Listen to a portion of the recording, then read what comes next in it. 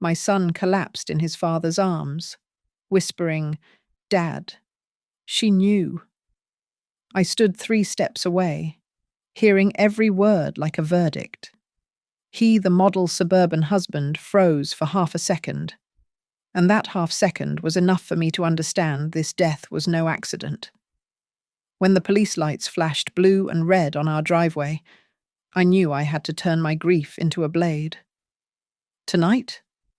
On the very same driveway where my son took his last breath. I will end everything. My name is Elaine Mercer, and I'm 58 years old. I work part-time as a bookkeeper at Birch and Bay Accounting here in Asheville, North Carolina. That night, the night everything shattered, started with the kind of drizzle that makes the asphalt shimmer like black glass. I was in the kitchen, reconciling receipts from the week. When I heard it, the screech of metal against metal, sharp and wrong. Not the usual neighborhood sounds of trash cans being dragged or garage doors grinding open. This was violent, final. I dropped the papers and ran. The front door slammed against the wall as I burst through. The security light clicked on, illuminating our driveway in harsh white. Luke, my 34-year-old son, lay crumpled on the wet concrete, blood seeping between his fingers where they pressed against his side. Thomas was already there, my husband of 36 years, kneeling beside Luke, cradling his head. How had he gotten there so fast? The question flickered through my mind and vanished, overwhelmed by the sight of my son's face going pale, his lips moving. "Call 911. Thomas shouted at me, but I was already fumbling with my phone, my fingers slick with rain. I moved closer, close enough to see Luke's eyes finding his father's face. His mouth opened, struggled, and then the words came, barely louder than the rain pattering on the concrete. "Dad." She knew. Thomas went rigid, just for half a second, maybe less, but I saw it. The pause, the calculation. Then his hand moved to Luke's head, gentle, protective, and he whispered something I couldn't hear. What did he say? I dropped to my knees beside them, the cold concrete soaking through my jeans. "Luke, baby, what?" "He's delirious." Thomas cut in, his voice too loud, too quick. The delivery truck, it came out of nowhere. Driver must have been texting, didn't even stop. But there was no delivery truck. The street was empty, except for the Hollis family's Honda parked 3 houses down. I could see tire marks. Yes. And broken glass, scattered like diamonds across the asphalt. But no truck. No driver standing shocked and apologetic. Nothing. Luke's breathing turned shallow, rattling. His hand found mine, squeezed once, weak as a child's. Then nothing. The ambulance arrived at 9:47 p. I know because I kept staring at my phone screen, willing time to reverse. The EMTs worked with practiced efficiency, but their eyes told me what their mouths wouldn't. They loaded Luke's body, not Luke anymore, just his body, into the ambulance, while Thomas talked to the police. "Delivery truck?" he kept saying. Dark-coloured, maybe brown or black. It happened so fast. Just clipped him and kept going. Officer Davidson, young enough to be my son, wrote everything down. "Did you see the license plate, Mr. Rowan?" No. It was too dark, too fast. I just heard the impact and ran out. I stood there, rain mixing with whatever was running down my face, watching Thomas perform. Because that's what it was, a performance. The concerned father, the shocked husband. His hands shook at just the right moments. His voice cracked when he said Luke's name. But I'd heard those 3 words. She knew? and I'd seen that half-second pause. Mrs. Mercer. Officer Davidson had moved to me. Did you see anything? I looked at Thomas over the officer's shoulder. He was watching me, his grey eyes steady despite the tears on his cheeks. I heard the crash, I said carefully.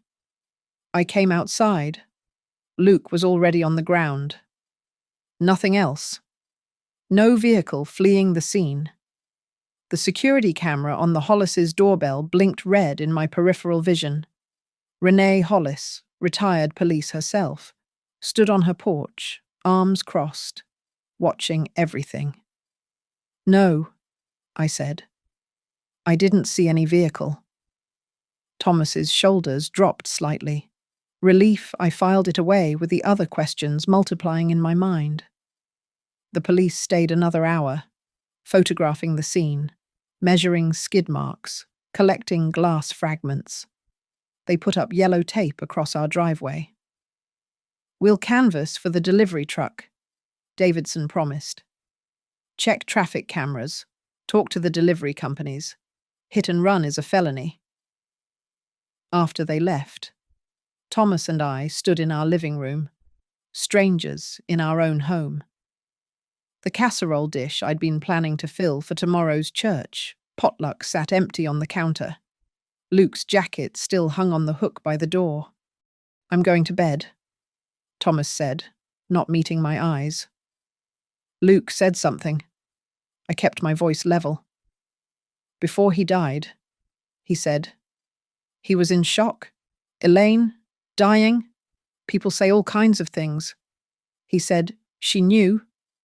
Thomas turned then, his face a mask of grief and exhaustion. What could that possibly mean? He was probably thinking about Sienna, wondering where his wife was. That's all. He walked upstairs, each step measured and heavy. I stayed in the kitchen, staring at the spot where I'd dropped the receipts. 3 words kept circling in my mind. Dad. She knew. And one question. Who was she? And what exactly did she know? The years of silence in our house had a price tag. I learned that slowly. The way you learn your husband snores, or that your son prefers his coffee black. Thomas controlled our finances with the same quiet authority he brought to everything decisive, unquestioned, absolute. I'll handle the bills, he'd said when we first married. You just focus on raising Luke. And I had, gratefully at first. Then Luke grew up. I went back to work part-time, but the pattern stayed. Thomas's name on the mortgage, Thomas's signature on the credit cards, Thomas deciding when we refinanced, when we invested, when we spent. I remembered finding the home equity line of credit statement 6 months ago, stuffed between old tax returns in his office, my signature at the bottom. Except I'd never signed it. The loops were wrong, the slant too aggressive. When I confronted him, Thomas had laughed, actually laughed. Honey, you signed it right here at this desk. Remember? We needed it for the new roof? We'd gotten a new roof. Yes. But I remembered specifically not wanting to borrow against the house. I remembered arguing about it. Then suddenly the discussion was over. The papers were signed, and the roofers were hammering away. I'd let it go. Always let it go. Sienna had moved into our lives 3 years ago when she married Luke. Pretty in that calculated way. Blonde hair always perfectly highlighted. Nails never chipped. She worked in medical sales, though her stories about work never quite added up. Luke adored her with the blind devotion of a man who couldn't believe his luck. But I noticed things. How she'd steer Luke away when he started to tell me about their finances. How she'd show up with expensive bags, then claim they were gifts from clients. How she'd ask seemingly innocent questions about our house's value, our retirement accounts, our insurance policies. "This neighborhood must be worth a fortune now," she'd said last month, standing in my kitchen, appraising my cabinets like a realtor. "You and Tom could sell, downsize, live like royalty." "This is Luke's childhood home," I'd replied. "We're not going anywhere." She'd smiled, stirring her tea. "Of course not. But it's smart to know your options." 2 weeks before Luke died, he'd come over alone, unusual in itself. He'd sat at the kitchen table, spinning his coffee mug in circles, leaving rings on the wood. "Mum, I need to ask you something." "What's wrong?" "Nothing's wrong. Did you and Dad take out any loans recently, using the house as collateral?" My stomach had clenched. "Why would you ask that?" I saw some papers at Dad's when I was helping him with his computer. Your name was on them, but..." He'd stopped spinning the mug. "Never mind. I'm probably misunderstanding." "Luke. I should go. Sienna's making dinner." He'd kissed my cheek and left, but not before I saw him slip something into my mailbox. When I checked later, it was empty. Thomas had gotten the mail that day, as always. There were other moments, scattered like breadcrumbs through the past year. Thomas meeting with someone he'd introduced as just an insurance guy, but who'd looked too smooth, too careful with his words. Papers disappearing from my desk at home, bank statements I'd been meaning to review. Tax documents I'd set aside to study. The smell of file folders haunts me now. That dusty, practical scent that meant Thomas was in his office with the door locked. "Working on the finances?" he'd say if I knocked. "Nothing you need to worry about." I'd catch Sienna and Thomas talking sometimes, their heads bent together over his laptop, voices stopping when I entered the room. "Just helping your dad with online banking," Sienna would chirp. "He's terrible with passwords." But Thomas wasn't terrible with anything technical. He'd been programming computers since the 80s. 3 days before Luke died, I'd overheard Sienna on the phone in our guest bathroom during Sunday dinner. Her voice carried through the vent. "No, she doesn't suspect anything. The old woman barely knows how to check her email. I know. Just a little longer. Trust me, once it's done, the house is ours, free and clear." When she'd emerged, perfect smile in place, I'd pretended to be busy with the roast, but I'd seen Luke watching her, something dark and troubled in his expression. That night, he'd helped me with dishes while Sienna and Thomas watched football. "Mom," he'd said quietly, scrubbing at a pan. "If something seems wrong, you'd tell me, right?" "What do you mean?" "With Dad, with money, with anything." I'd wanted to tell him about the forged signature, about Sienna's phone call, about all the small wrongnesses adding up to something I couldn't name. But Thomas had walked in then, clapping Luke on the shoulder. "Leave your mother alone with your worrying," he'd said, but his fingers had dug in just a little too hard. "Everything's fine." Luke had left early that night. Sienna trailing behind, her heels clicking on our driveway like a countdown. That was the last time I saw my son alive in this house. 3 days later, he was bleeding out on that same driveway, whispering about someone who knew. Now I understood. She knew. But which she, and knew what? Exactly, the forged signatures, the loans, or something worse. Something that made my son dangerous enough to silence the paperclip on Luke's insurance policy would snap open with a tiny sound. But in my memory, it echoes like a gunshot. Everything was about to become clear. The numbers never lie. That's what 20 years of bookkeeping teaches you. 3 days after Luke's funeral, I sat at my desk at Birch and Bay Accounting, running reports I had no business running. But grief makes you bold. And my supervisor was at a conference in Charlotte. 4 transfers per week. That's what caught my eye first. Every Monday, Tuesday, Thursday, and Friday at 3:15 p.m. Exactly $800 moved from our joint checking to an account I didn't recognize.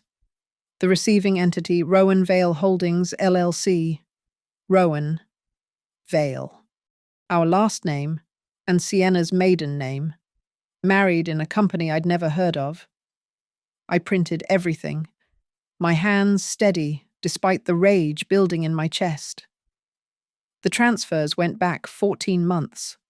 Over $40,000 bled from our accounts in amounts small enough to avoid federal reporting. My phone buzzed. Renee Hollis. Elaine, can you come by tonight, 8 o'clock? Bring coffee. We need to talk. Renee never minced words, a habit from 30 years with the Charlotte Police Department. When I arrived at her house that evening, she was waiting on her porch, laptop open, face grim. "I've been reviewing my doorbell camera footage," she said, without preamble. "The night Luke died. The police asked for it, but I made a copy first. Wanted to look myself." She turned the screen toward me. The timestamp read 9:38 p.m. A black SUV sat at the edge of my driveway, engine running, lights off. The angle caught just enough of the license plate first 3 characters visible. "Watch," Renee said. At 9:41 p.m., the SUV reversed suddenly.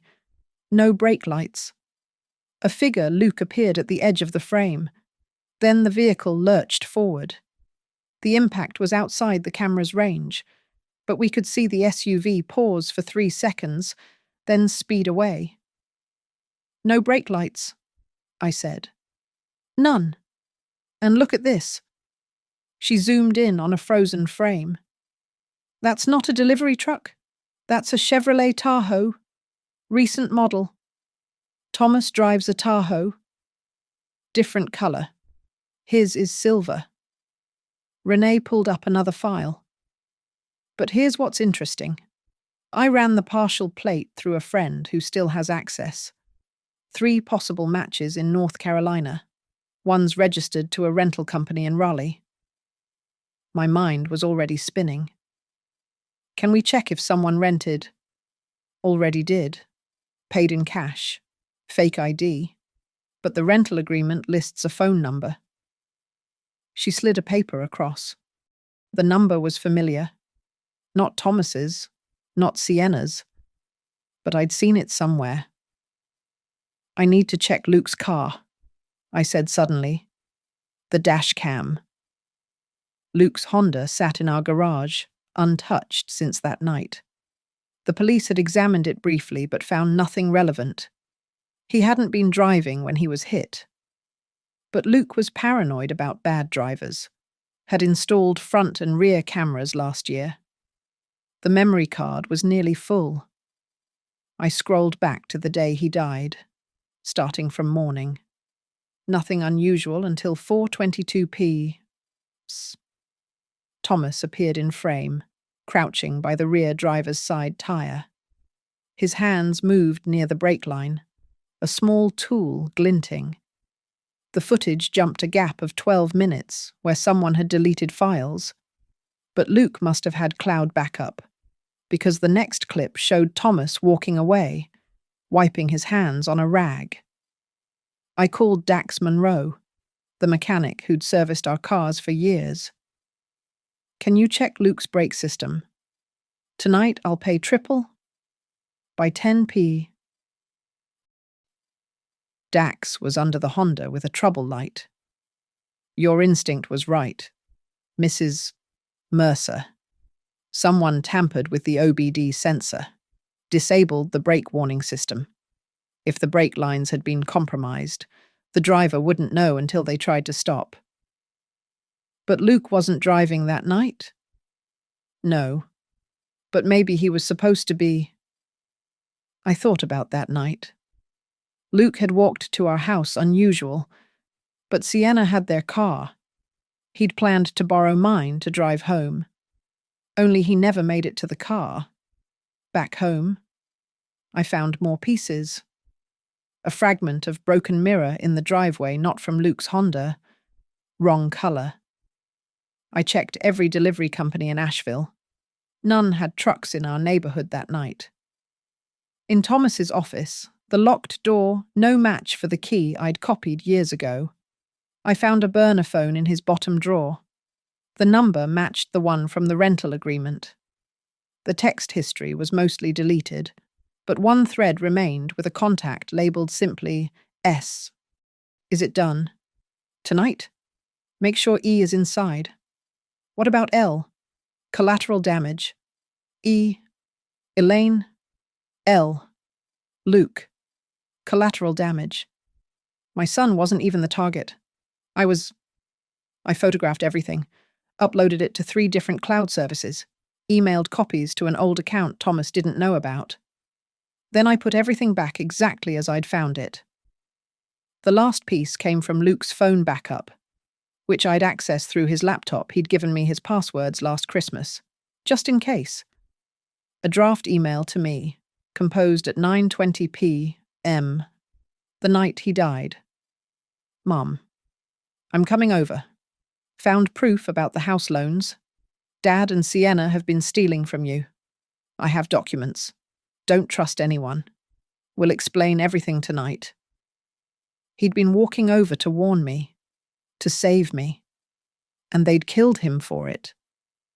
I sat in my dark kitchen at 2:45, pieces of a murder plot spread across my table like a gruesome jigsaw puzzle.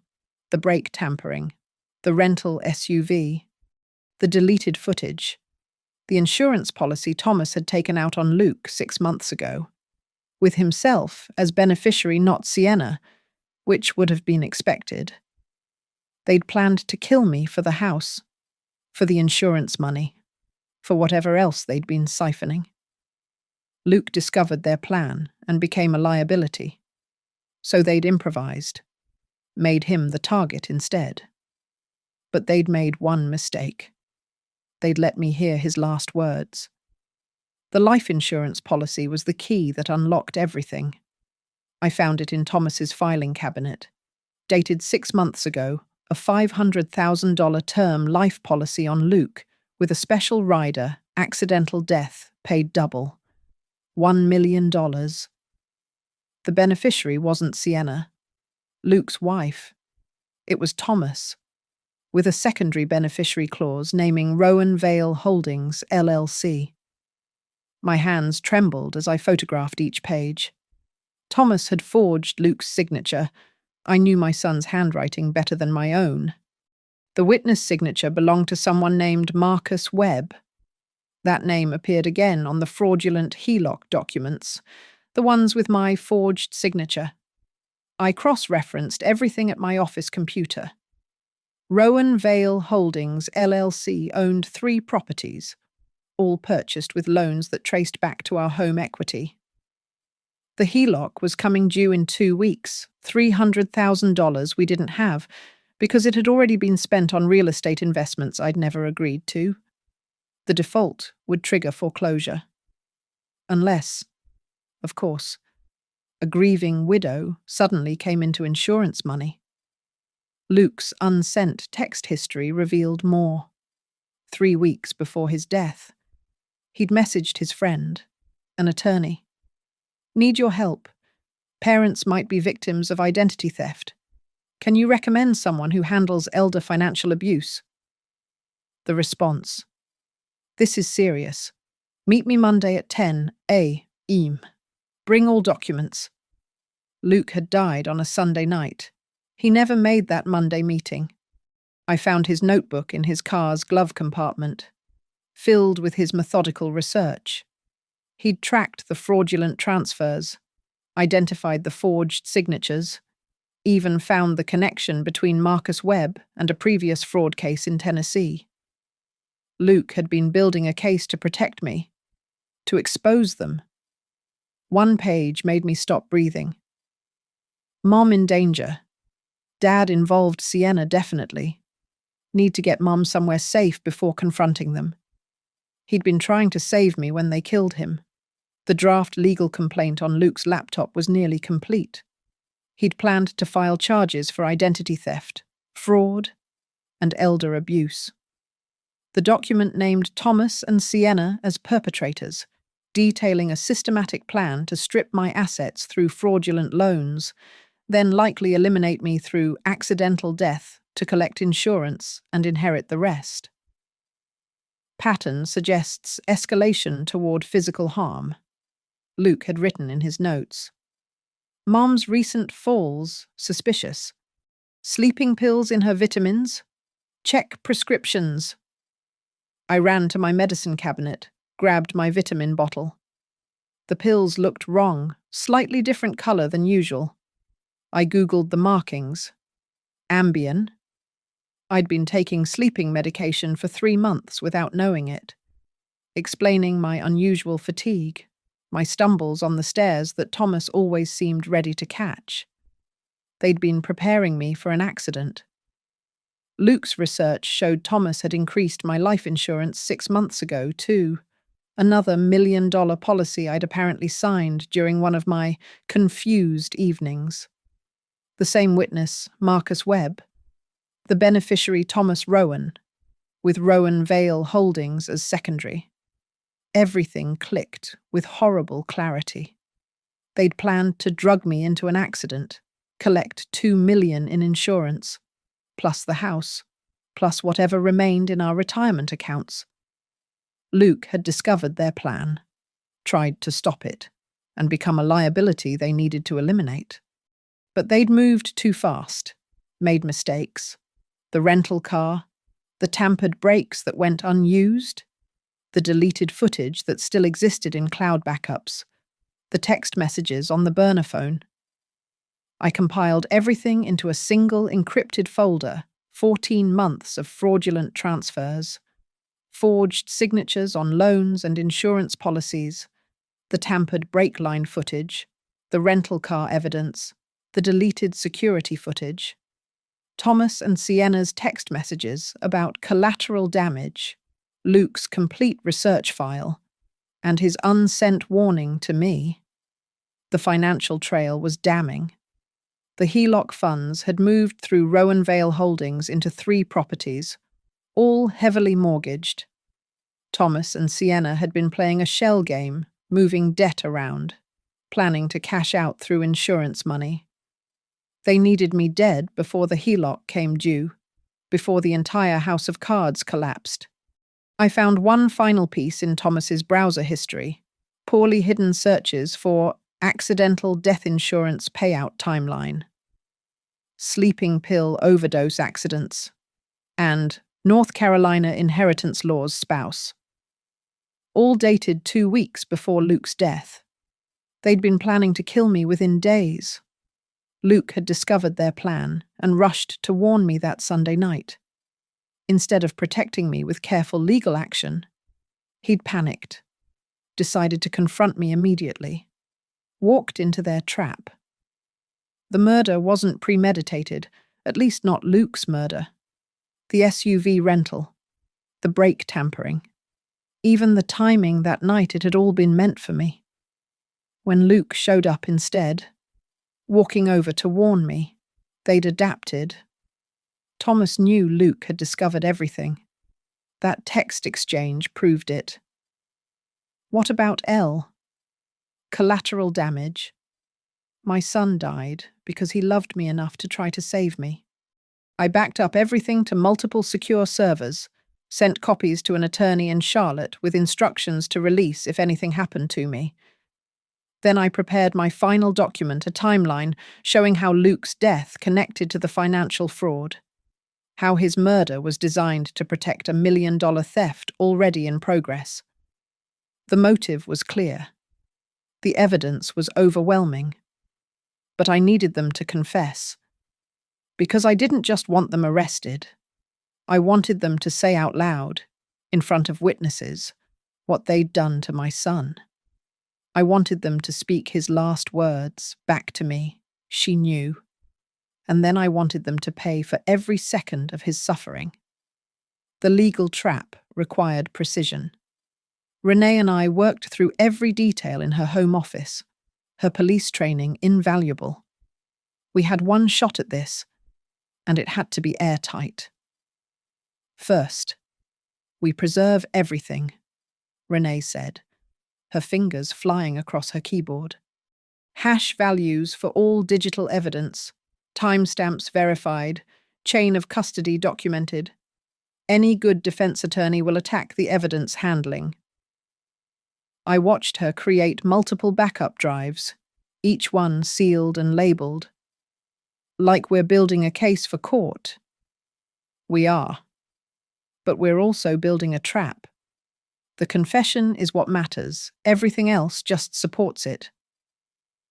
We filed fraud complaints with the North Carolina Banking Commission and the FBI's Financial Crimes Unit. Each complaint carefully worded to trigger investigation without alerting Thomas or Sienna. The insurance fraud report went to the State Department of Insurance, with copies to both companies that had issued policies. Anonymous tip, I asked, from a concerned bank employee who noticed suspicious patterns. Untraceable. Renee had contacts everywhere. Dax Monroe prepared a formal mechanical inspection report on Luke's Honda, complete with photographs and technical specifications proving the brake line tampering. He noted the specific tool marks, the type of cut made, even the estimated time such sabotage would take 12 to 15 minutes, matching the gap in Luke's dashcam footage.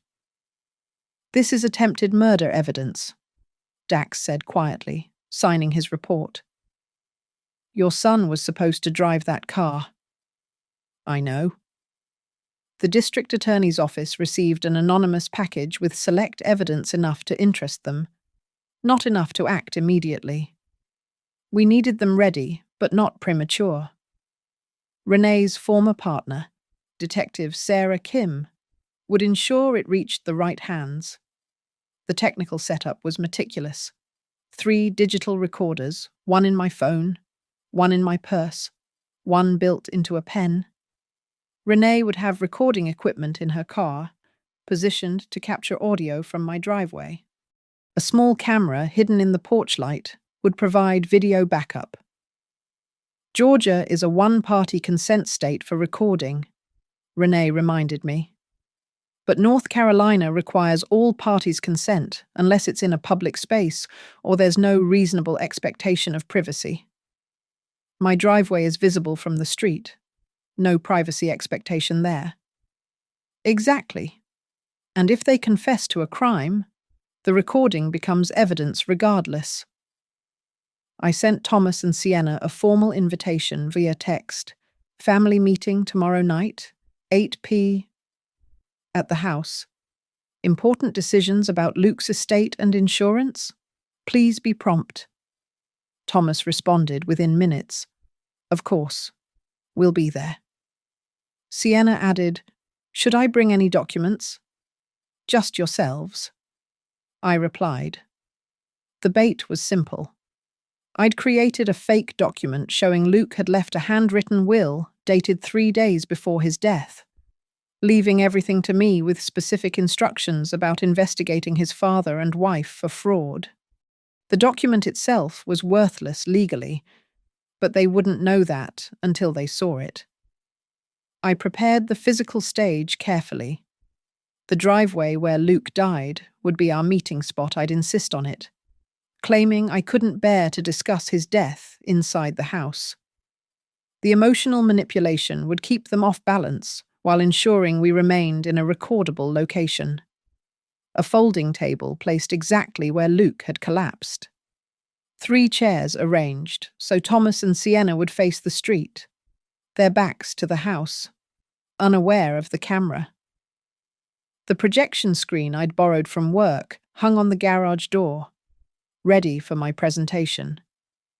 I loaded everything onto my laptop, the dashcam footage, the security camera clips, the bank records, the insurance policies, the forged signatures, the text messages, each piece labeled and ordered for maximum impact. The speaker system from Luke's room, he'd been so proud of those Bose speakers now hidden behind potted plants, ready to play his voice one last time. I'd extracted audio from his phone's voice memo app, a message he'd recorded but never sent. Mum, I found out about the loans. Dad and Sienna are stealing from you. I have proof. Don't trust them. Renee positioned herself in her car with a clear view of my driveway, her equipment running. She'd already notified Detective Kim to be on standby. 2 patrol units would be stationed 3 blocks away, ready to respond. You sure about this? Renee asked during our final check. Once we start, there's no going back. They killed my son. They were going to kill me. Yes, I'm sure. The white sheet that would cover the projection screen lay folded beside the table, my theatrical reveal for the security footage. Everything had to build to that moment when they'd see themselves on that screen, caught in the act. I practiced my lines in the mirror, keeping my voice steady, emotionless. The grieving mother had to transform into the avenging prosecutor. No tears, they'd see that as weakness. No shouting, they'd use it to claim emotional instability. Just cold, methodical presentation of facts until they broke. The key is to make them think they're still in control. Renee had advised. Let them dig their own graves with explanations. The more they talk, the more they confess. My phone buzzed. Thomas. Checking in. Are you okay? Tomorrow will be difficult, but we're family. We'll get through this together. The hypocrisy made me nauseous. Family. He'd murdered family. I responded, yes. 8 p.m. Sharp. Don't be late. Everything was ready. The evidence preserved and backed up. The recorders tested and positioned. The authorities alerted but holding back. The trap set on the very ground where Luke had died. Tomorrow at 8 p.m. In the exact spot where my son whispered his last words. His killers would confess. They'd walk into my trap, thinking they were coming to collect their prize, the grieving widow's signature on insurance papers, the final step in their plan. Instead, they'd find justice waiting on a driveway still stained with Luke's blood. 8 p.m. Arrived with Thomas and Sienna walking up my driveway, their faces arranged in matching expressions of concern. Thomas carried a folder insurance papers, no doubt. Sienna wore black, playing the grieving widow, though her eyes swept the scene with calculation. Why are we meeting out here?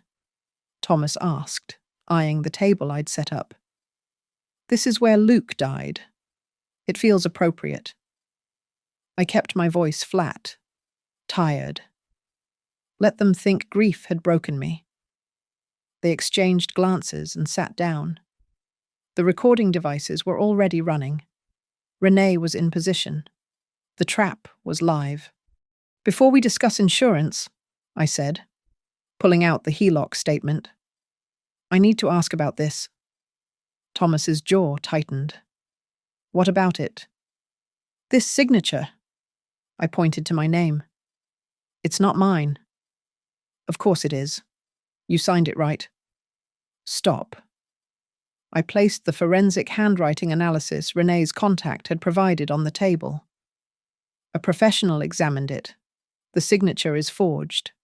So is this one. And this one. I laid out document after document.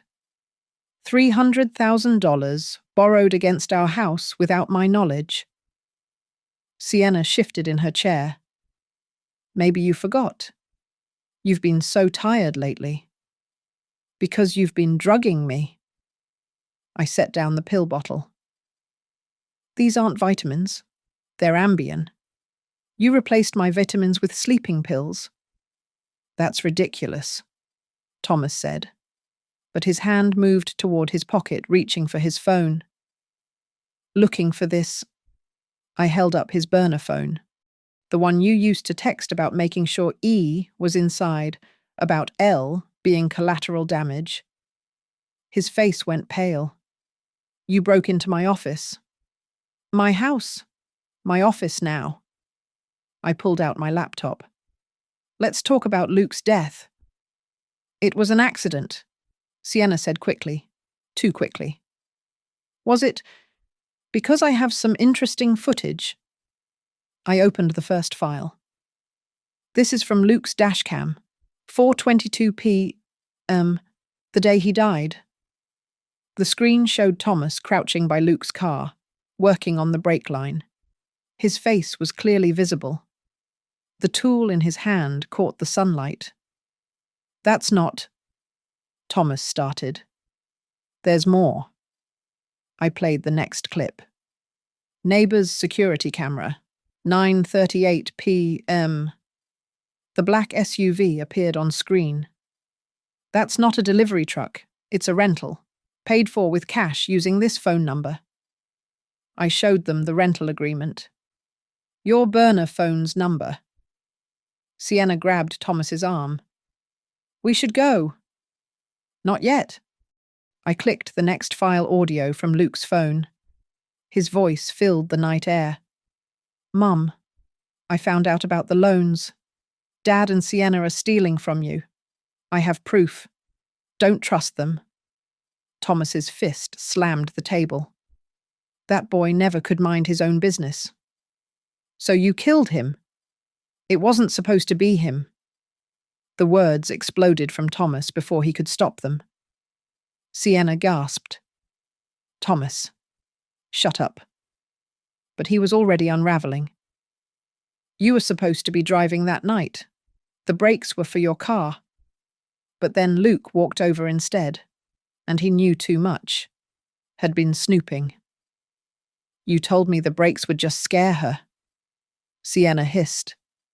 Make her dependent on us. You never said, plans change. Thomas's voice turned cold. He was going to destroy everything. The properties, the investments, our whole future. Your future. So you ran him down, I said, my voice steady despite the rage boiling inside me. Your own son. He wasn't supposed to die. Sienna's composure cracked. Thomas said we'd just tap him, make it look like a hit and run, enough to shut him up about the fraud. Shut up. Thomas roared. But then he said those words. I leaned forward. Dad. She knew. He meant me, didn't he? He knew I was your real target. Thomas's eye twitched. If you hadn't been so stubborn about the house, about the money, everything would have been simple. A few pills too many, a fall down the stairs, a grieving widower inheriting what was rightfully mine anyway. Rightfully yours? I worked for 40 years while you played housewife. That money, this house, all of it should be mine. Not sitting in accounts I can't touch. Not locked in equity I can't access. So you decided to kill me for it. The insurance would have set us free, Sienna added, her voice bitter. $1 million from your policy. Eventually another $1 million from Luke's. We had buyers lined up for the properties. We would have been gone before anyone questioned anything. But Luke found out. I told you to delete those files from the cloud. Sienna turned on Thomas. I told you he was getting suspicious. And I handled it. You murdered him. He was collateral damage. Thomas's words came out flat, emotionless. Wrong place, wrong time. If he'd just stayed home that night instead of running to Mommy, He was your son. He chose his side. Thomas stood abruptly. And now you have two. Come on. Sienna, we're leaving. I don't think so. I pulled the cord. The white sheet dropped, revealing the projection on the garage door, the security footage playing on loop, the SUV reversing, the impact, Thomas and Sienna getting out, checking Luke's body, getting back in, driving away, their faces clear in the streetlight. Everyone's watching, I said. The whole neighborhood can see. Thomas lunged for my laptop. I stepped back, letting him grab air. It's over, I said. All of it. The fraud, the murder, your freedom. It's all over. Sienna ran for their car. We have to go. Now. But the sound of sirens was already growing louder. Renee stepped out from her position, phone in hand. Having called it in the moment, Thomas confessed. That's not possible, Thomas said. You can't record without consent. It's inadmissible.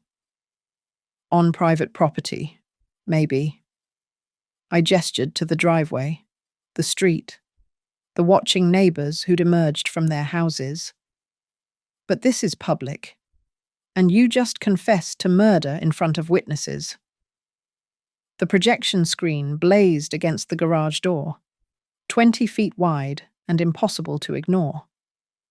The security footage played on, repeat the SUV's approach, the deliberate reversal, the impact just out of frame. Then two figures checking the body before fleeing. Each loop lasted 43 seconds. I'd timed it perfectly. Turn it off! Thomas lunged at the projector, but I'd anticipated that. The device was padlocked to a metal stand, the power cord running through a protective cover. Neighbors gathered on their lawns, phones raised, recording everything. Mrs. Patterson from 2 houses down had her hand over her mouth.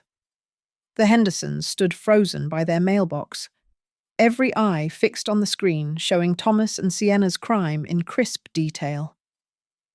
That's not us, Sienna stammered, but her voice broke. The image quality was too good, the faces too clear. I pulled out my phone, connected it to the Bose speakers. Let's add sound.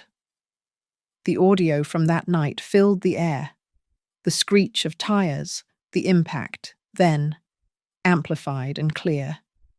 Thomas's voice from the burner phone recording, "Is it done?" Sienna's response, "He's down. Wasn't supposed to be him." Thomas again, "Collateral damage, clean it up." "You recorded our private?" "Nothing's private when you're planning murder." I switched to the next file, their full confession from 5 minutes ago, already uploaded to the cloud and streaming. Thomas saying Luke wasn't supposed to die. Sienna admitting they'd planned to kill me. Every word echoing across the neighborhood. The sirens screamed closer. Blue and red lights appeared at the end of our street. Thomas grabbed Sienna's arm, pulling her toward their car. Going somewhere. Renee stepped into their path, her stance relaxed but ready, even retired. She carried herself like a cop. "Move," Thomas snarled. "Can't do that." She held up her phone, showing it was recording. "You just confessed to murder. Multiple witnesses. Digital evidence. You're not driving anywhere except in the back of a patrol car." Thomas spun back to me. "You set us up. Like you set me up to die." I pulled out the insurance policies, holding them high enough for everyone to see. $1 million on me, another $1 million on Luke, all payable to you and your shell company. I clicked to the next projection bank statements, showing the systematic theft. 14 months of fraud, $40,000 stolen, a house mortgaged without my knowledge. The police cars pulled up, blocking the driveway. Officers Morrison and Davidson stepped out, hands on their weapons. Detective Sarah Kim followed in an unmarked car. Thomas Rowan, Sienna Vale, Detective Kim announced. You're under arrest for the murder of Luke Mercer. This is entrapment, Thomas shouted. She broke into my office. She stole my phone. Your phone's right here. I held up his actual phone, the one he'd left on the kitchen counter. The burner phone, the one used to plan my murder. That's evidence in a crime scene. I clicked to the dashcam footage showing Thomas sabotaging Luke's brakes. Just like this is evidence. And this. The forged signatures appeared on screen. And this. Luke's final text about exposing the fraud. Thomas made one last desperate move, rushing toward the SUV. Officer Morrison intercepted him, and within seconds, Thomas was face down on the driveway, hands being cuffed behind his back. The metal clicked shut with a sound that echoed in the sudden silence. Sienna tried to run the other direction, her heels clicking against the asphalt, the same sound from that last dinner. Now, frantic instead of confident. Officer Davidson caught her before she reached the sidewalk. It was all Thomas, she screamed. He made me do it. I didn't know he would kill Luke. You just admitted you knew about the plan, Detective Kim said, reading Sienna her rights. I walked to the exact spot where Luke had died, marked by a faint stain on the concrete that no amount of cleaning could remove. I knelt down, placed my hand on the cold ground. She knew, I said, loud enough for everyone to hear. Those were Luke's last words. Dad. She knew. I looked up at Thomas, who was being hauled to his feet. He meant me. He knew I was your target. He died trying to warn me. Thomas's face twisted. He should have minded his own. That's enough. Detective Kim cut him off. Save it for your lawyer. The projection continued playing behind us evidence of premeditation, conspiracy, murder. The neighbours kept recording. Witnesses to everything. Someone had called the news. A van with a satellite dish was already pulling up. Sienna sobbed as they guided her to the patrol car, mascara streaming down her face. I want a lawyer. This isn't fair. Fair. I stood up, my hand still feeling the cold of the concrete. Was it fair when you drugged me? When you stole my money? When you killed my son? The officer pushed her head down, guiding her into the back seat, through the window. I could see her lips moving, probably still blaming Thomas, still playing victim. Thomas was loaded into a separate car. As the door closed, our eyes met. No remorse there, just fury at being caught. 36 years of marriage ending with handcuffs and sirens. Detective Kim approached me. We'll need all the original evidence. Already prepared. I handed her a box containing the drives, documents, everything meticulously organized and labeled. Renee has copies of the recordings from tonight. Multiple angles, multiple devices. You did good, Mrs. Mercer. Luke would be proud. The patrol cars pulled away, lights still flashing. The news crew was setting up, reporter checking her makeup. The neighbours clustered in groups, whispering, stealing glances at me. But I kept staring at that spot on the driveway, remembering Luke's last breath, his final words. Justice was clicking into place like handcuffs, but it wouldn't bring him back. The projection finally ended, the garage door going dark. But the evidence would play again in courtrooms, in news reports, in the nightmares of two killers who'd thought they'd committed the perfect crime. They'd learned what Luke had known in his final moments. She knew. I knew everything. The click of the handcuffs was still echoing when I placed my palm flat against the driveway, right where the stain remained. The concrete was cold, rough against my skin, around me. The chaos continued.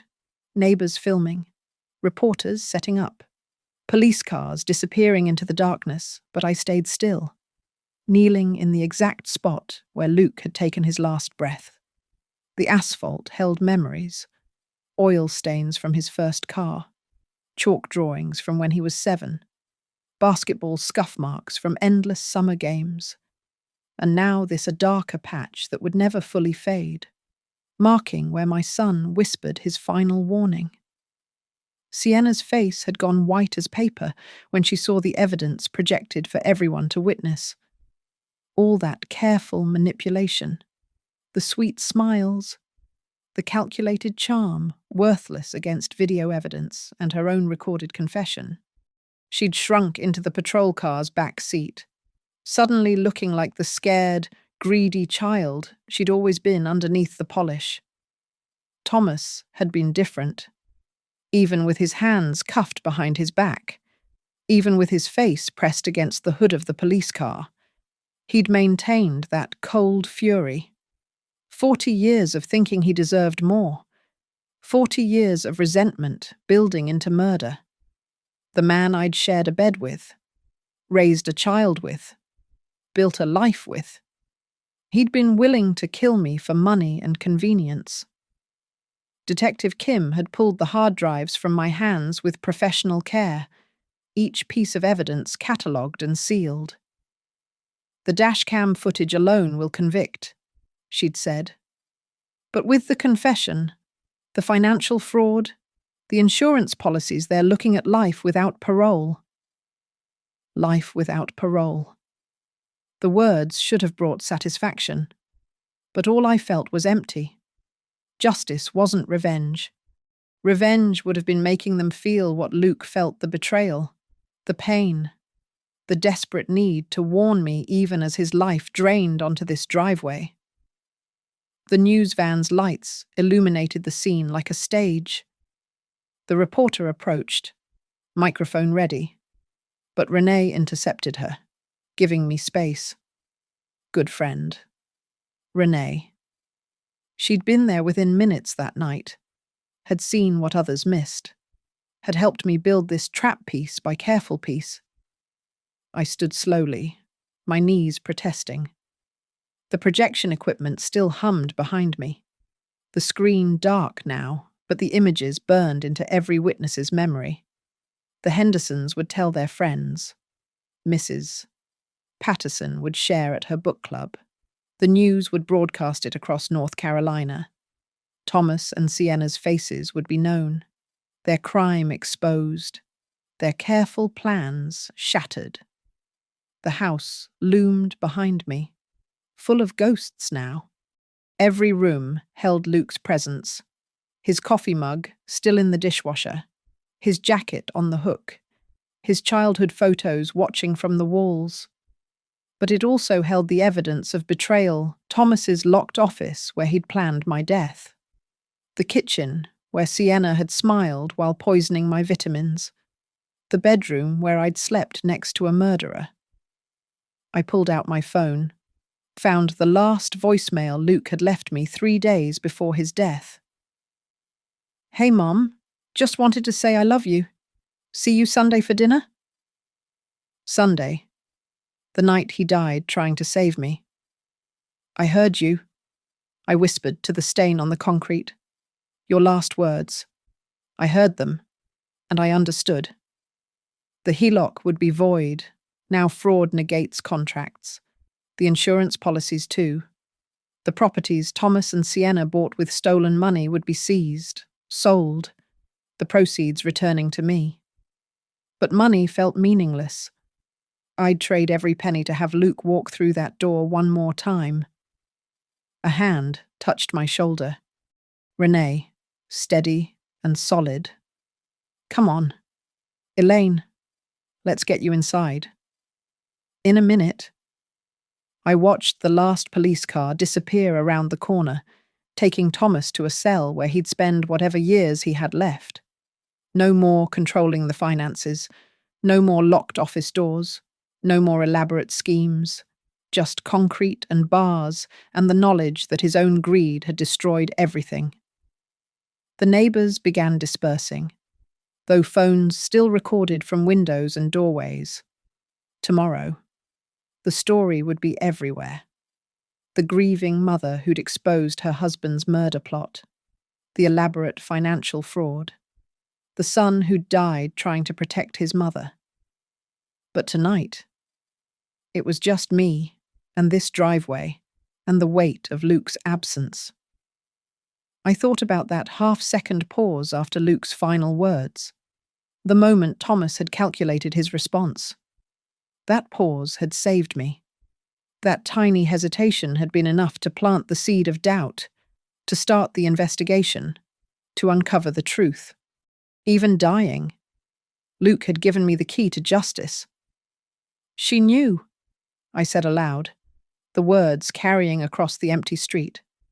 Yes, Luke. She knew.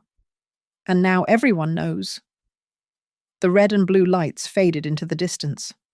The news van packed up, chasing the story to the police station. The neighbours returned to their houses, their normal lives forever changed by what they'd witnessed. And I stood on my driveway, at the exact spot where my son had died, where my husband had revealed himself as a monster, where justice had finally clicked into place with the closing of handcuffs. Thomas would have his trial. Sienna would try to cut a deal. Lawyers would argue. Evidence would be presented. Sentences would be pronounced.